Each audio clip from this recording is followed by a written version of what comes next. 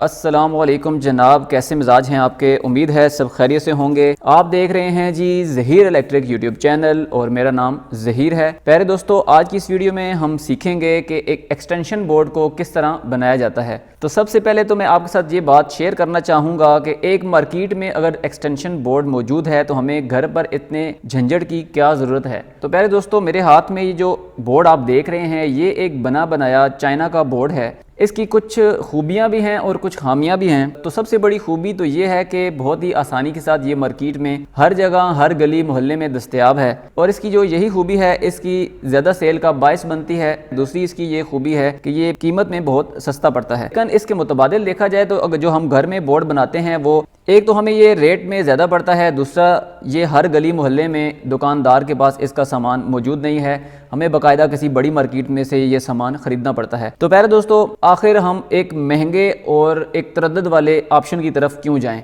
तो उसकी जो बड़ी वजह यह है कि ये जो चाइना का बोर्ड है इसकी इतनी लाइफ टाइम नहीं होती या इसकी जो पावर रेटिंग है वो इतनी ज़्यादा नहीं होती, यानी करंट गुजारने की जो इसकी सलाहियत है वो बहुत थोड़ी होती है। और दूसरी बात यह है दोस्तों कि इसके साथ ये जो वायर इस्तेमाल की जाती है ये बहुत ही घटिया क्वालिटी की तार होती है, यानी कि हल्के गेज में होती है। और दूसरी बात यह है कि इसके तार के अंदर जो मटेरियल होता है वो एल्यूमिनियम का होता है। देसी जुबान में इसको जो है वो सिल्वर भी कहा जाता है। वैसे तो सिल्वर जो है वो चांदी को कहते हैं, तो चांदी इतनी महंगी है कि तारों में जो है वो नहीं डाली जाती। ये असल में एल्यूमिनियम होता है जिसको मार्केट में लोग सिल्वर के नाम से जानते हैं। तो ये जो एल्यूमिनियम है दोस्तों, ये जो हल्की क्वालिटी की तार है इसकी जो इसके अंदर जो करंट गुजारने की सलाहियत है वो कॉपर की निस्बत बहुत ही कम होती है। तो जिस वजह से हम इसके ऊपर जब लोड डालते हैं तो इसकी एक तो तार पिघल जाती है, जो हमारा एक्सटेंशन बोर्ड है वो बेकार हो जाता है, वो ज़ाया हो जाता है। जब हम इस एक्सटेंशन बोर्ड के ऊपर लोड डालते हैं तो ये जो पॉइंट्स हैं, सॉकेट्स बनी हुई हैं, ये गर्म होकर पिघल जाती हैं या इनके अंदर ये जो पतरियां आप देख रहे हैं बहुत ही हल्के मटेरियल की बनी हुई होती हैं। इनके अंदर कार्बन भी आ जाती है, ये जो है वो अपनी जगह से खुली भी हो जाती हैं और इसके अंदर जो है शू है हमारा वो अच्छी तरीके से प्लग भी नहीं होता। लेकिन इसके बरक्स देखें, जो हम एक्सटेंशन बोर्ड बनाते हैं कि जो लाइफ टाइम है वो उसकी निस्बत बहुत ज़्यादा है। दूसरी बात यह है कि अगर ये ख़राब होता है तो इसमें बहुत ही आसानी के साथ आप जो है वो इन चीज़ों को रिप्लेस करके इस बोर्ड को मुकम्मल तौर पर न्यू कर सकते हैं। फिर आपके पास एक अच्छी तार का ऑप्शन भी होता है कि आप इसके अंदर एल्यूमिनियम की तार इस्तेमाल करें या कॉपर की तार इस्तेमाल करें। तो आपके पास ये एक बेहतरीन ऑप्शन है कि आप इसके अंदर कॉपर की तार इस्तेमाल करके इसकी लाइफ को बहुत ज़्यादा बढ़ा सकते हैं और इसके अंदर करंट गुजारने की सलाहियत को भी बढ़ा सकते हैं, यानी कि आप आसानी के साथ इसके ऊपर जो है वो एक इस्त्री को इस्तेमाल कर सकते हैं।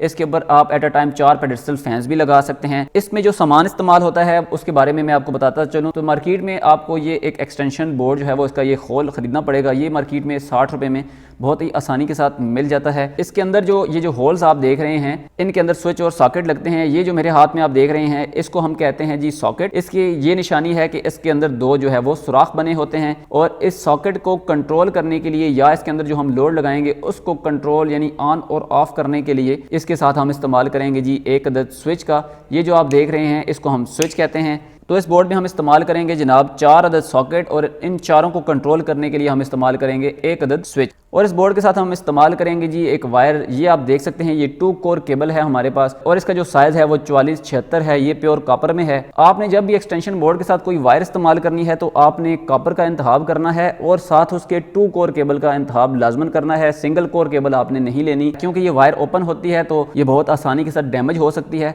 2 कोर होने की वजह से इसकी जो इंसुलेशन है आप देख सकते हैं, एक तार जो है वो इसके ऊपर इंसुलेशन मौजूद है और मजीद उसके ऊपर जो है वो एक इंसुलेशन है। अगर आप सिंगल तार इस्तेमाल करेंगे तो उसके ऊपर ये एक्स्ट्रा इंसुलेशन नहीं होगी तो डैमेज होने की सूरत में आप करंट जो है वो लग सकता है। तो इस एक्सटेंशन बोर्ड को आप बहुत आसानी के साथ अपने घर में खुद बना सकते हैं। इसके लिए बहुत कोई लंबे चौड़े औजारों की जरूरत नहीं पड़ती। सिर्फ 2 तरह के औजार आपके पास होने चाहिए। एक जो है वो वायर काटने के लिए या उसकी इंसुलेशन उतारने के लिए एक प्लास या वायर स्टिपर होना चाहिए। इसके अलावा एक जो है आपके पास टेस्टर या स्क्रू ड्राइवर होना चाहिए जिसकी मदद से आप जो है वो स्क्रू इसके टाइट करेंगे। सबसे पहले तो हम इस एक्सटेंशन बोर्ड के ये जो होल्स हैं इसके ऊपर हम तमाम स्विच और सॉकेट को फिट कर देते हैं। सबसे पहले हम इनके जो है वो नट को रिमूव कर लेते हैं।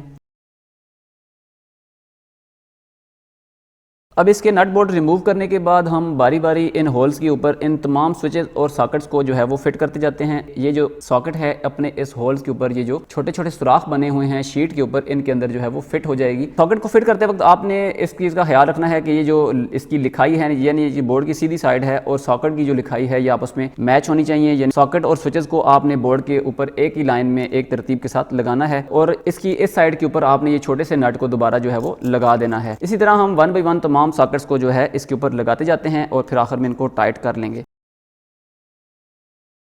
अब प्लास की मदद से इन नट्स को जो है वो टाइट करना है।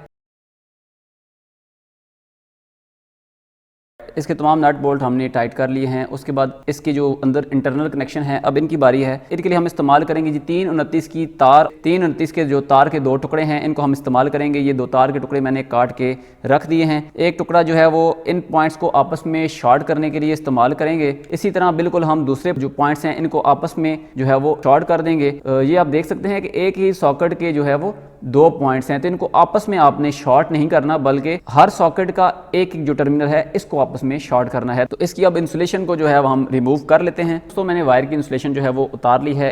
इसके अंदर आप देख सकते हैं 3 अदद जो है वो तारे हैं, इनको आपस में इकट्ठा कर लेना है और फिर इन टर्मिनल्स के अंदर जो आप इनको लगा देना है। तो अब हम इसको लगाते हैं जी इन टर्मिनल्स के अंदर। तो बारी बारी तमाम टर्मिनल्स को आपने खोल लेना है और इस वायर के टुकड़े को आपने तमाम टर्मिनल्स के अंदर जो है वो डाल देना है और इनको ऊपर से टाइट कर देना है। और अगर एक्स्ट्रा कंडक्टर है तो इसको साइड से इस तरह मोड़ दें। और दोस्तों बिल्कुल इसी तरह अब हम दूसरी तार को इन तमाम टर्मिनल्स को शॉर्ट करने के लिए इस्तेमाल करेंगे जी। तो अब इस वायर की इंसुलेशन को उतार लेते हैं। तो दोस्तों आप देख सकते हैं इस वायर के टुकड़े के एक तरफ हमने ज़्यादा लंबाई में इंसुलेशन उतारी है और एक तरफ जो है वो कम लंबाई में इंसुलेशन को उतारा है। जो ज़्यादा लंबाई वाली साइड है इसको हम इन तमाम टर्मिनल्स को शॉर्ट करने के लिए इस्तेमाल करेंगे और इसकी दूसरी साइड को हम लगाएंगे इस स्विच के साथ, ताकि इन जो टर्मिनल्स का कनेक्शन है इस स्विच के साथ जो है वो मिल जाए।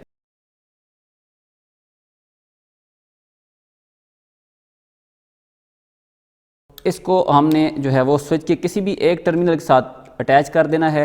लेकिन अटैच करने से पहले इसकी हमने जो इंसुलेशन उतारी है तो इसको हमने फोल्ड करके जो है वो इसकी जो थिकनेस है उसको बढ़ा लेना है, ताकि ये स्विच के टर्मिनल से आसानी के साथ ना निकल जाए। और इसको लगा लेना है आपने जनाब इस स्विच के अंदर। कोई भी स्क्रू जो आपने लूज़ नहीं छोड़ना, ताकि लूज़ कनेक्शन ना हो, तो प्यारे दोस्तों फिर उससे स्पार्किंग होने का ख़तरा होता है। तो अब उसके बाद बारी आ जाती है जनाब वायर की। तो प्यारे दोस्तों आप देख सकते हैं इसकी एक साइड पे इंसुलेशन उतरी हुई है और एक तरफ जो है वो इंसुलेशन मौजूद है।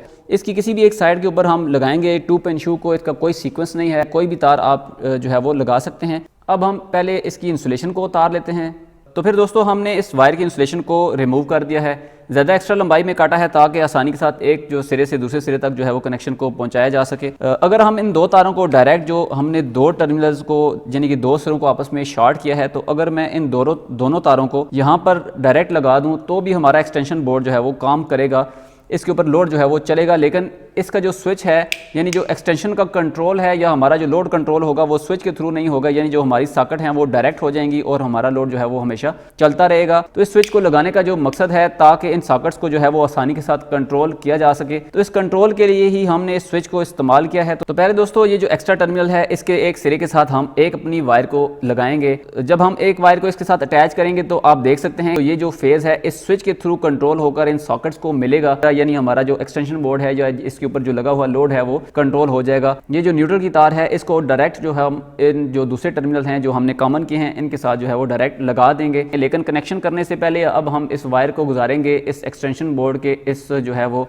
जगह से। यहाँ पर हम एक सुराख को बनाएंगे और फिर उसके अंदर से वायर को गुजारेंगे। उसके बाद हम एक्सटेंशन बोर्ड के कनेक्शन करेंगे। बोर्ड में सुराख करने के बाद तो इस वायर को हम यहाँ से गुजार लेते हैं जी। तो वायर को गुजार लेने के बाद अब इसकी एक साइड के ऊपर अब हम जो है वो गिरा लगा देते हैं, ताकि खिंचाव की सूरत में इसके कनेक्शन जो है वो अंदर से टर्मिनल से निकल ना जाए और आपस में तारें जुड़कर शॉर्ट सर्किट भी ना हो। तो आप देख सकते हैं कि इस वायर को अब जब हम इस तरह खींचेंगे अपनी जगह से नहीं निकलेगी। उसके बाद ये 2 तारें हैं इनको हम बारी बारी अपनी जगह के ऊपर जो है वो लगा देते हैं। तो ये हमारे कनेक्शन जो हैं वो कंप्लीट हो चुके हैं। अब हम इसको करते हैं जी क्लोज। तो दोस्तों हमारा एक्सटेंशन बोर्ड कंप्लीट हो चुका है जी। इसके 2 पिन शू को हमने लगा दिया है सॉकेट में। अब इसके ऊपर हम लोड लगा देते हैं और इसको चेक करते हैं कि ये ठीक काम कर रहा है या नहीं कर रहा। ये हमारे पास एक लैंप है, इसको हमने लगाया जी और ये देखें आप हमारा एक्सटेंशन बोर्ड जो है वो ठीक चल रहा है। तो प्यारे दोस्तों आपको ये वीडियो कैसी लगी ये मुझे कमेंट्स में ज़रूर बताइएगा। उम्मीद करता हूँ इस वीडियो को देखने के बाद आपके इल्म में जो है यकीनन काफ़ी हद तक इजाफा हुआ होगा। अपनी राय का इजहार कमेंट्स में ज़रूर कीजिएगा। अगर आपको मेरी वीडियो पसंद आई हो तो इसको लाइक और शेयर ज़रूर कीजिए। तो मिलते हैं दोबारा किसी ऐसी ही इन्फॉर्मेटिव वीडियो के साथ। तब तक रखिएगा अपना बहुत सारा ख्याल। अल्लाह नेगेबान।